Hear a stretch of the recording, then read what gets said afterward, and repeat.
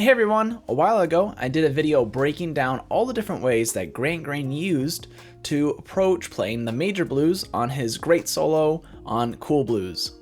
In today's video I want to break down a great minor blues solo from Grant and talk about all the different concepts that he uses to approach this type of form. Really quick before we jump into the lesson, I just want to say that I have some slots opening up in my online private studio. So if you're wanting to increase your jazz knowledge and learn more about the jazz language and how to play jazz, make sure to send me an email through my website. All right, let's jump right into it. So first off, here's Grant's wonderful solo over his tune Tracin Tracy, which is just a B-flat minor blues.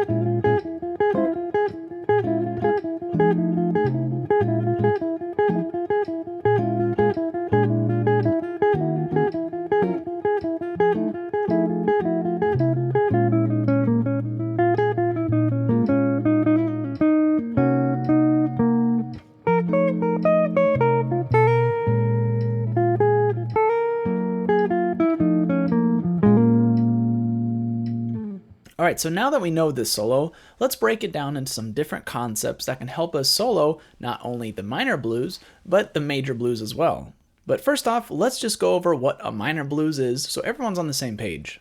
A minor blues is pretty much just like a normal major blues, but the 1 and the 4 chords are now going to be minor 7 chords instead of dominant 7 chords. So now that we know what a minor blues is, let's dive into the solo and start taking some concepts. The first thing I want to cover is how Grant approaches going from the 1 chord to the 4 chord. So instead of switching straight to the chord, he actually puts the 5 chord of either the 1 chord or the 4 chord in front of them and then jumps to that chord. This is great because it not only adds some flow to our solos, but adds some tension and release between the chords of a minor blues. Here's an example of how Grant plays over this concept.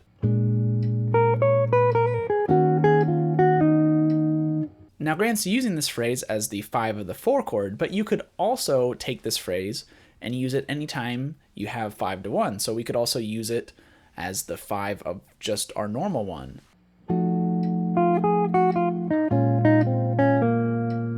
So pretty much anywhere that you can put a 5 to 1 progression in the minor blues, you can use this idea. Here's another way that Grant approaches this 5 to 1 concept. This lick can also be played slower in more of an 8th note feel as well.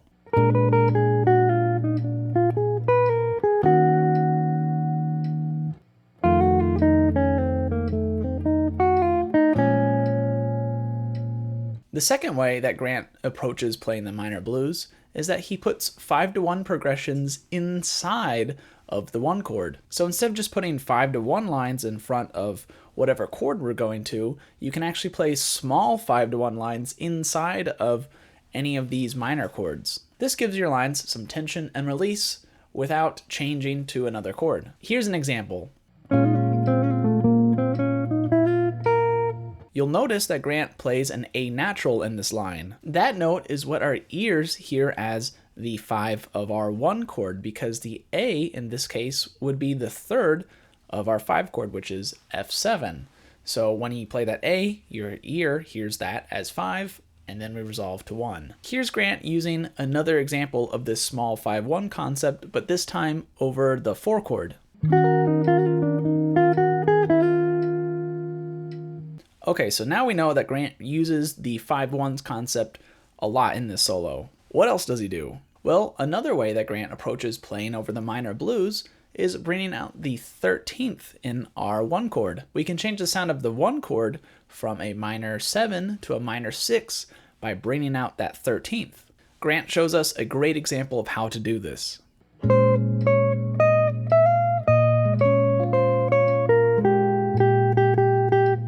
You could honestly use the same line over a major blues, over a dominant 7, and it would sound just fine as well. Grant actually does this same concept over his solo on Cool Blues.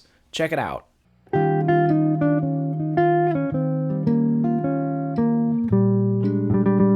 The last way that Grant approaches playing the minor blues is by simply just playing the blues. When you're playing the blues over a minor blues, just make sure to bring out the minor sounds in our blues. So in other words, bring out the flat 3rd, the flat 7th, and the root. Here are some great blues lines from Grant's solo.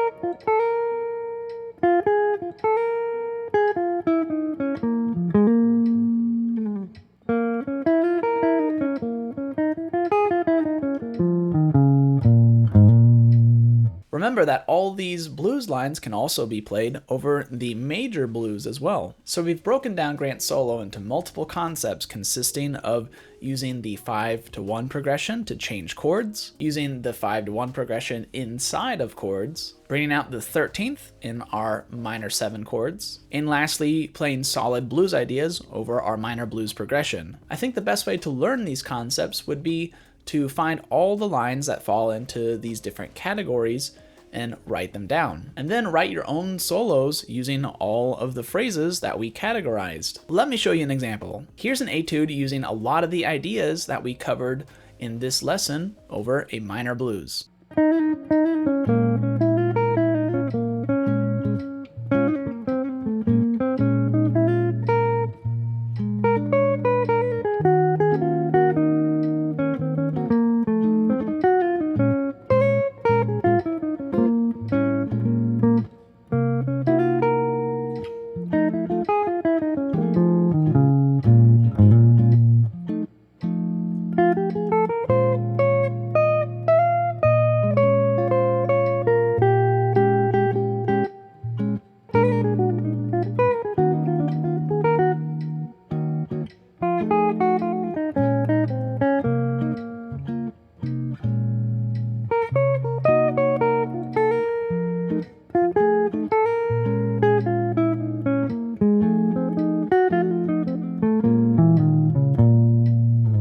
Thank you guys so much for watching this video about Grant's guide to playing over the minor blues. If you like what I'm doing here, make sure to hit that like and subscribe button for more content in the future. Also, if you haven't done so yet, make sure to check out my new record, Each Step, which you can find a download link in the description of this video. Thank you guys again so much for watching, and remember to always keep swinging.